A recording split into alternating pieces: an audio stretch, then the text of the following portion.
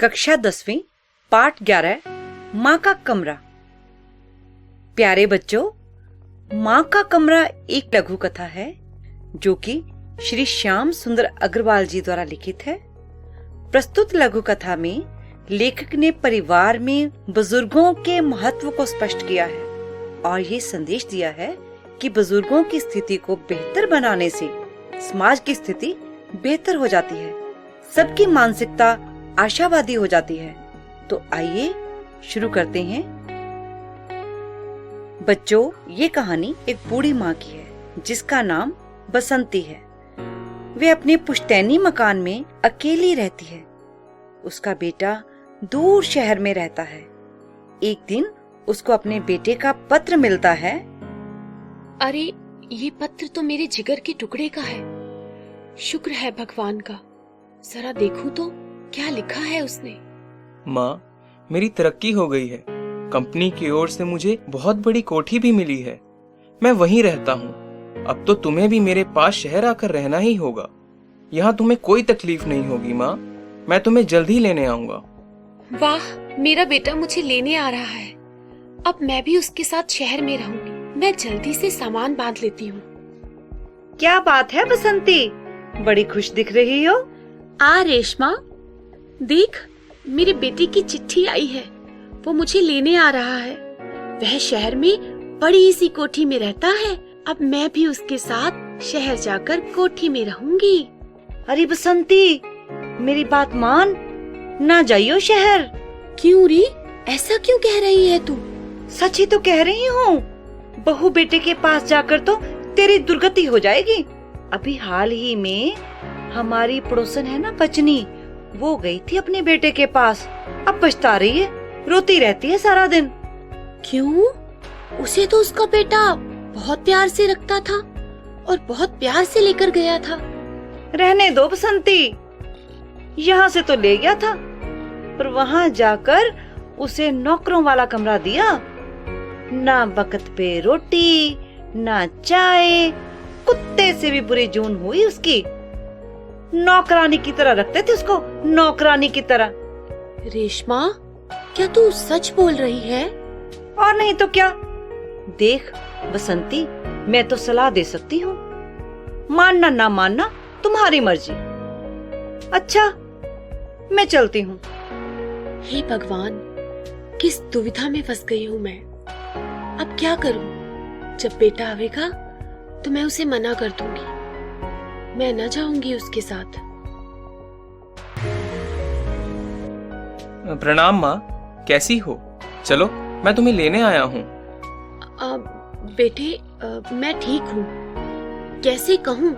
मैं यही ठीक हूँ बेटे। तुम मुझे यहीं रहने दो। नहीं माँ, मैं तुम्हारी एक नहीं सुनूंगा। चलो मेरे साथ। ये तो मान नहीं रहा। हे भगवान, अब जो होगा देखा जाएगा।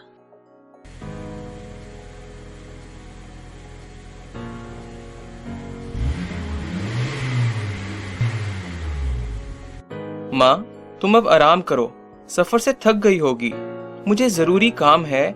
मुझे अभी दफ्तर जाना होगा। शाम को मिलते हैं माँ। अरे बेटा, बहू और बच्चे कहाँ हैं? माँ, तुम्हारी बहू काम पर गई है और बच्चे स्कूल। तुम अब आराम करो, मैं थोड़ी देर में आता हूँ। रामू, माँ का सामान कमरे में रख देना। जी बाबूजी। तो देखा बच्चों, अब बेटा माँ को घर पर छोड़कर दफ्तर चला गया। लेकिन बसंती के मन में कश्मकश चल रही थी। उसने पूरी कोठी देखनी शुरू की। कोठी में 3 कमरे थे, उनमें डबल बेड लगे थे। एक ड्राइंग रूम था, वहां पर सोफा सेट था। पीछे के आंगन में भी कमरे थे। कमरे छोटे थे पर ठीक थे।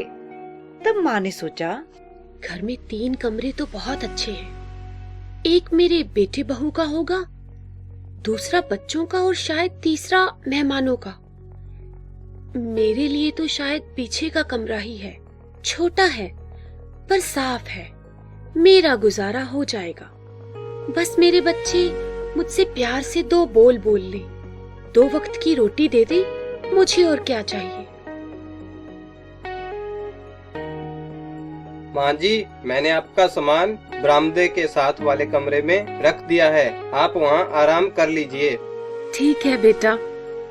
अरे यह कमरा तो बहुत सुंदर है, बिल्कुल स्वर्ग की तरह। यहाँ तो टीवी भी है, टेप रिकॉर्डर भी।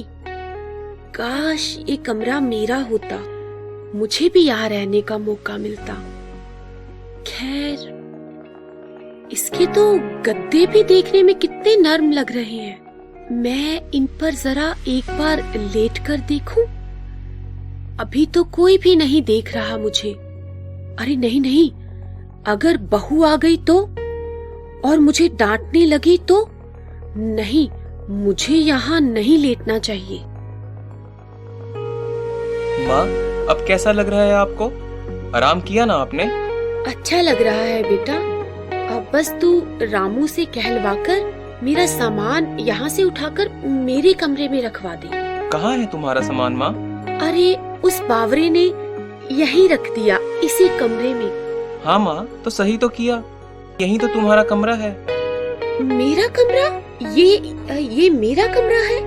ये डबल बेड वाला कमरा? हाँ माँ, जब दीदी आएगी तो वो तुम्हारे कमरे में ही तो सोएगी, इसलिए डबल बेड रखा है। और हाँ, तेरे पोता पोती भी तो कभी कभी तुम्हारे साथ ही सोया करेंगे। अच्छा, अब तू टीवी देख और भजन सुन। कुछ भी चाहिए तो बेझिझक बता देना माँ। नहीं बेटा, मैं तुझे बता नहीं सकती तूने मुझे क्या दिया है। मुझे और कुछ भी नहीं चाहिए। तो देखा बच्चों, कैसे एक बेटे ने अपने प्यार और स्नेह से माँ के मन की निराशा को आशा में बदल दिया। हमें भी अपने माता पिता का आदर करना चाहिए, जिससे किसी भी माता पिता को बसंती की तरह अपने बेटे के साथ रहने के लिए बार बार सोचना ना पड़े।